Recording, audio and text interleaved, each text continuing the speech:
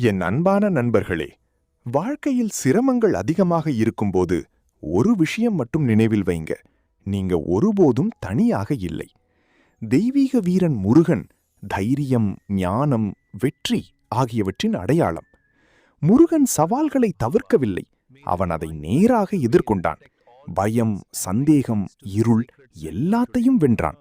அதுதான் நமக்கான பாடம். பிரச்சனைகளை தவிர்க்காமல் அதை எதிர்கொண்டு ஜெயிக்கணும். இந்த மெசேஜ் உங்களுக்கு பிடிச்சிருந்தா லைக் பண்ணவும், இன்னும் இப்படிப்பட்ட வீடியோக்களுக்கு சப்ஸ்கிரைப் பண்ணவும் மறக்காதீங்க. அவருடைய வேல் ஒரு ஆயுதம் மட்டும் இல்ல, அது ஒரு தெளிவான இலக்கை குறிக்கிறது. உங்க வாழ்க்கையிலும் ஒரு வேல் இருக்கணும், ஒரு கிளியர் கோல்.